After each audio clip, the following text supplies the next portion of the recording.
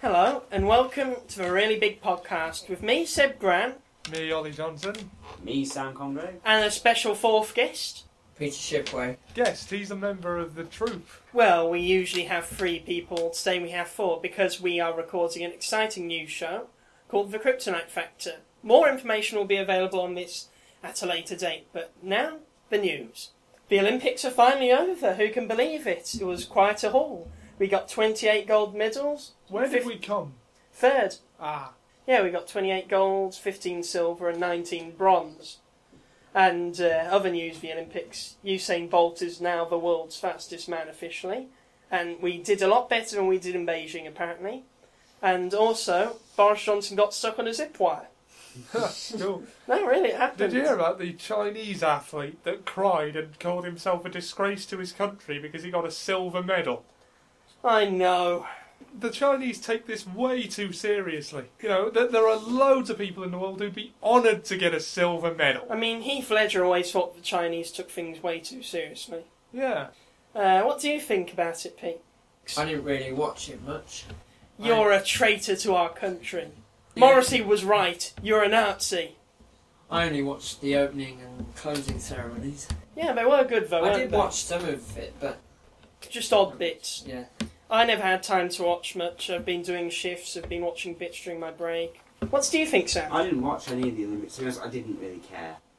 I Aww. just don't really Not care. everyone's That's obsessed with sports. depressing. I'm not. I'm not really into the sport, I'm not really into this whole, yeah, gotta have pride in your country thing. I'm just trying to live my life. I don't give a shit about the whole, oh, I'm giving you a medal so it inflates your ego and therefore your country's ego thing. I think that they should save some money and have, chocolate medals. Yeah.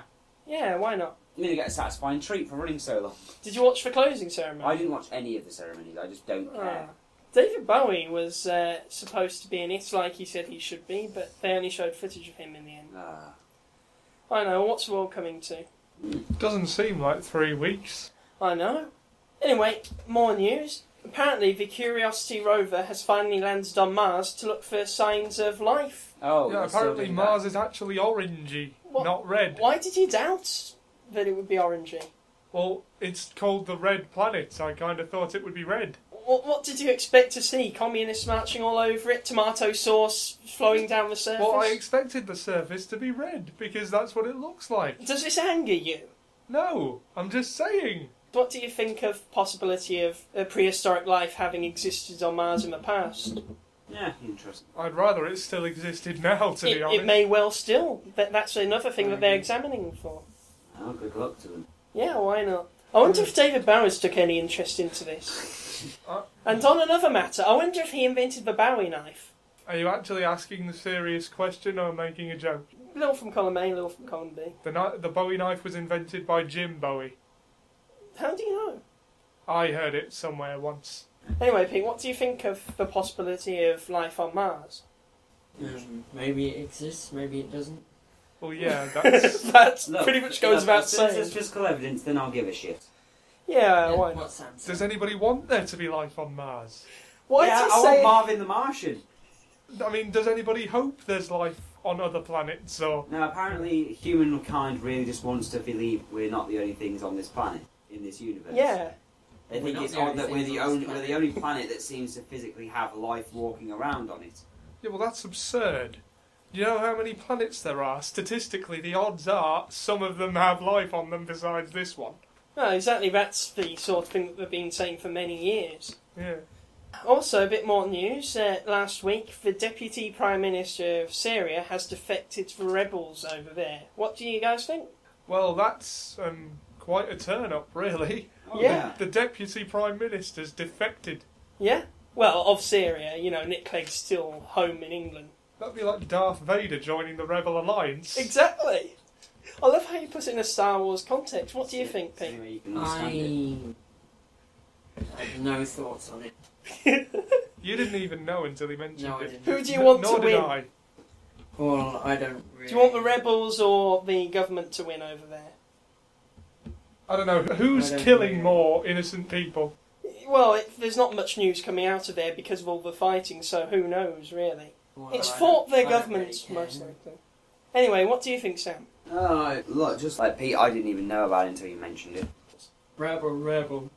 Oh, no. This episode is a very Barry-centric episode for some reason.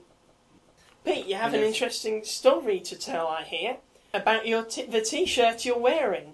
I was a bit surprised to have a look at it and see copyright 1999, so explain the story, because that is, fits you perfectly as a 21-year-old.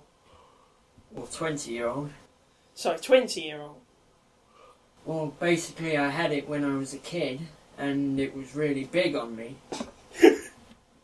What, your parents bought it you? It was bought... I can't remember. It was so long ago. So, why would anyone buy you a T-shirt that big? Maybe incredible foresight. They thought it would come in handy when he was 20 years old. Or maybe when he was a child, he used to become the Incredible Hulk.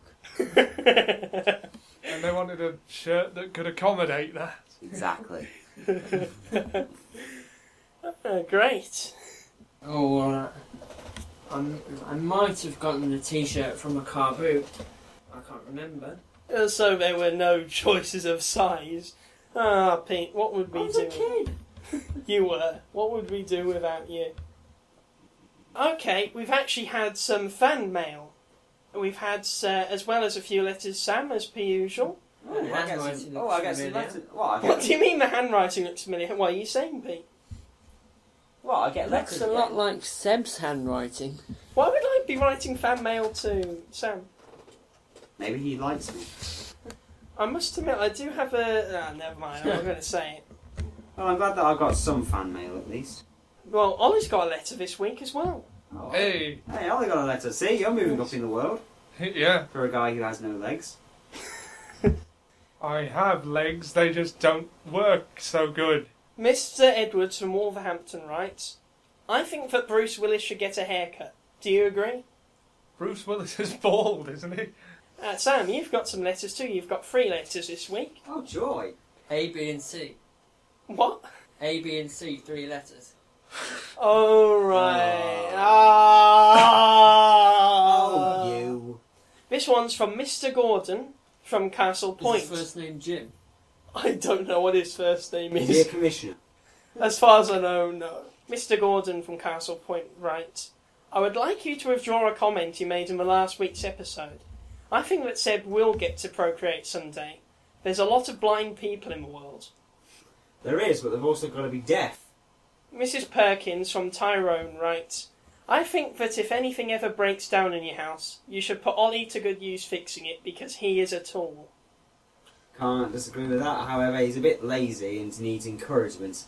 So consider everyone else around him like motor oil. Mrs. Davis from Chesterfield writes, could you arrange for me to meet Professor Lirrick because I want him to sign my breasts? I'll see, but I think he has a phobia of breasts and human beings in particular. You see, when he comes into the office, well... He's where wearing we a are- full-body radiation suit. Actually, I think that he's sponsored by Hazmat and that's why he always wears those suits, a bit of commercial Well, let's advertising. face it, last time I saw him actually out anywhere, he was eating a tin of beans. I don't think he lives well. Poor man. The thing is, I've seen him coming in and out of a mansion. So I think the homeless look is just put on. Yeah, I think he's just a bit tight, actually. Okay. Anyway, talking about Professor Lirrick, we have another segment of his. Oh, boy. So, live from the University of Warwick, we have Professor Lirrick.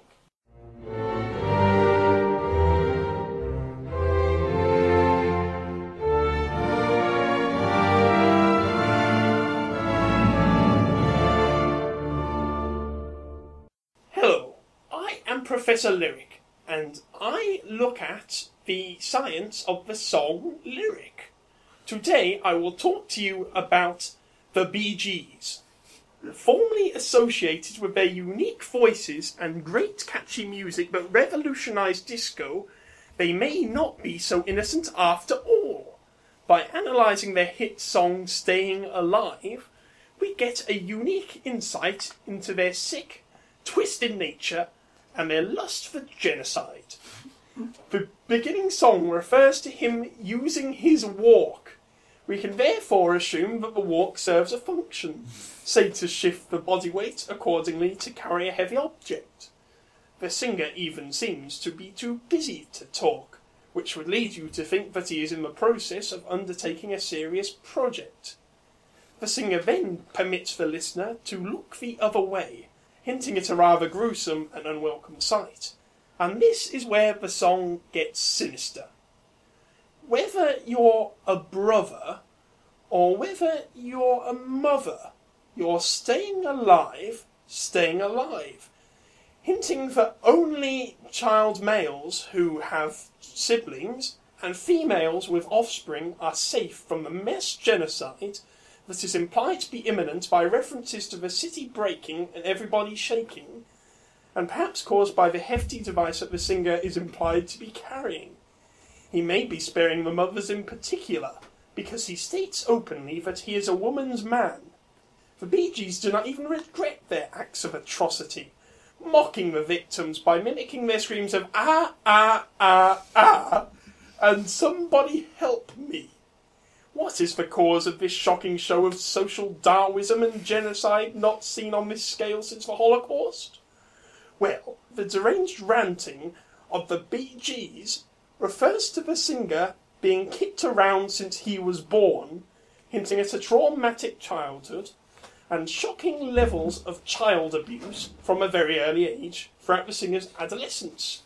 The singer also blames the New York Times effect on man, perhaps implying that his psychopathic nature was inspired further by this insidious and previously benign publication, which clearly influenced the young killer. In conclusion, the media is to blame, and the abusive parents must be brought to justice immediately and face up for their crimes. That's my opinion. Back to the studio.